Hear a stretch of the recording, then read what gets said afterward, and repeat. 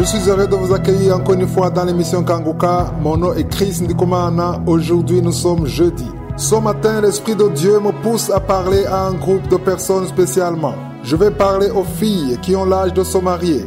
Je ne vais pas parler à celles qui ont un certain âge, mais si vous êtes une fille et que vous vous sentez prête à fonder une famille, ce message vous concerne. Vous êtes nombreuses à nous écrire souvent, que vous soyez fiancés ou pas encore. J'ai une parole pour vous aujourd'hui, une parole qui m'a été donnée par le Saint-Esprit. Il y a des filles qui sont en pleine confusion quand il s'agit du choix de leur futur conjoint. J'ai déjà donné un enseignement sur le mariage dans cette émission de Kanguka. Beaucoup nous ont donné des témoignages, ils nous ont dit qu'ils ont été édifiés par cet enseignement et surtout dans la prise de décision. Aujourd'hui, j'aimerais vous parler de comment doit être le mari que vous devez choisir. Comment doit-il être? Souvent, les filles ont une liste des qualités qu'elles veulent voir chez le futur conjoint. Moi, je veux plutôt vous amener dans la parole de Dieu. Je veux vous aider à faire le choix par rapport à ce que dit la parole de Dieu. Souvent, les filles me disent qu'elles veulent un mari qui est comme ceci ou comme cela, qui a de l'argent, beau, grand. Chaque jeune fille a ses propres rêves. Mais j'aimerais vous dire que dans cette émission, nous avons déjà compris que Dieu a de bons projets pour nous. Il a un bon avenir. Quand Jésus était en train d'enseigner à ses disciples sur la façon dont ils doivent prier, il a dit dans Matthieu 6, verset 10, « Que ta volonté soit faite sur la terre comme elle est au ciel. »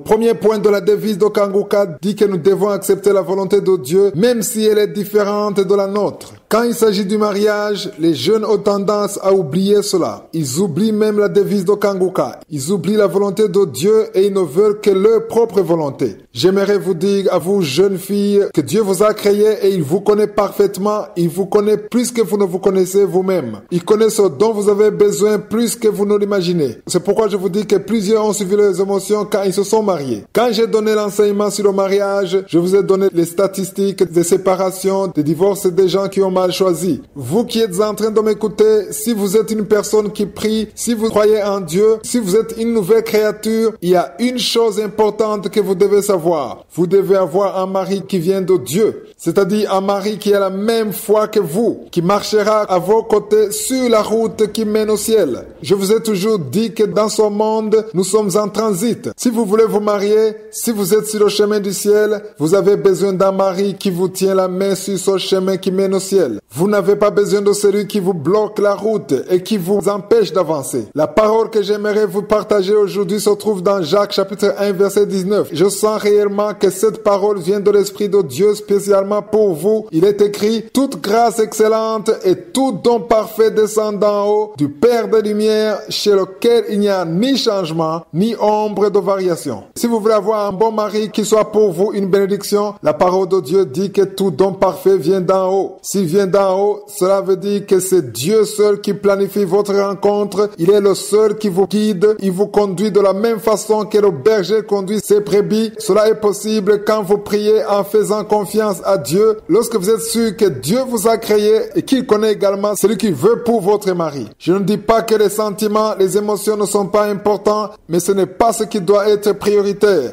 La priorité, c'est la volonté de Dieu. Vous devez savoir que Dieu a pour vous un mari. Il faut juste prier pour que Dieu l'amène dans votre vie en son temps. Son heure venue, vous aurez quelqu'un qui sera là pour vous aider à continuer sur cette route qui mène au ciel et vous rendrez grâce. Mais si vous continuez à prier selon vos propres désirs, je vous dis que vous raterez votre bénédiction comme cela est arrivé à plusieurs avant vous. Si vous n'avez pas encore pris la décision, je souhaite réellement que vous ne soyez pas de ceux qui font erreur quand ils se marient. Attendez l'heure de Dieu.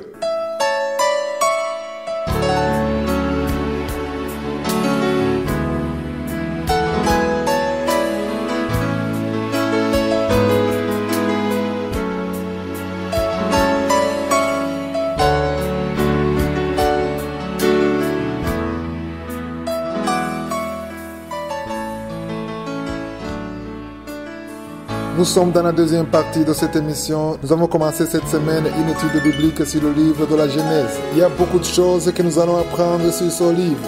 C'est pourquoi je vous demande de lire tout le premier chapitre après cette émission. Lisez attentivement tout le premier chapitre. Hier, je vous ai parlé du verset 4 du premier chapitre de Genèse, c'est-à-dire chapitre 1, verset 4, où Dieu a mis une séparation entre la lumière et l'obscurité. Au verset 2, nous avons vu que la terre était informe et l'Esprit de Dieu se mouvait au-dessus des eaux. Aujourd'hui, nous ne devons pas prendre cela comme des choses qui appartiennent au passé. Même dans notre vie aujourd'hui, cela a une signification. L'Esprit de Dieu se mouvait au-dessus de toutes choses. Il n'attendait que la parole de Dieu. Au verset 3, Dieu dit que la lumière soit et la lumière fut. Quand Dieu a parlé, alors l'Esprit de Dieu a commencé à changer les choses. Cela se passe ainsi même de nos jours. Jésus a dit qu'il ne nous laissera pas seuls, qu'il nous laissera le Saint-Esprit. Nous pouvons tout par l'aide du Saint-Esprit. Il y a une parole de Dieu qui sort de sa bouche et qui fait que l'Esprit de Dieu commence à travailler. Il y a des choses qui n'attendent que votre confession. L'Esprit de Dieu le fera si cela est conforme à la volonté de Dieu. Dans ce même chapitre, au verset 31, il est écrit « Dieu vit tout ce qu'il avait fait, et voici, cela était très bon. » Au verset 5 et 6, on lit ceci, « Dieu appela la lumière jour, et il appela les ténèbres nuit. Ainsi, il y eut un soir, et il y eut un matin. Ce fut le premier jour. Dieu dit, qui est une étendue entre les eaux, et qu'il sépare les eaux d'avec les eaux. » J'aimerais vous dire que Dieu a créé toutes choses en 6 jours. Au 5e jour, Dieu créa les oiseaux du ciel et les animaux de la mer. Ce que la plupart d'entre vous ne savent pas, c'est que Dieu a créé l'homme et les autres animaux, excepté les oiseaux du ciel et les animaux de la mer, au 6e jour. Nous le voyons au verset 24 jusqu'au verset 27. Cela veut dire que les hommes et les animaux ont été créés à partir de la même terre. La seule différence, c'est que Dieu a donné son souffle à l'homme, ce qui a fait que l'homme a un esprit, ce qui n'est pas le cas pour les animaux. C'est ça la différence entre l'homme et les animaux. À part que Dieu a soufflé dans l'homme, le reste est pareil. C'est pourquoi la plupart des scientifiques disent que l'homme est un animal intelligent. Lorsque vous lisez dans 1 Corinthiens 2, verset 14, Paul écrit en disant « Mais l'homme animal ne reçoit que les choses de l'Esprit de Dieu. » Car ils sont une folie pour lui et qui ne peut les connaître parce que c'est spirituellement qu'on en juge. Paul appelle l'homme qui ne connaît pas Dieu l'homme animal. Cela veut dire que celui qui ne croit pas en Dieu, qui ne craint pas Dieu,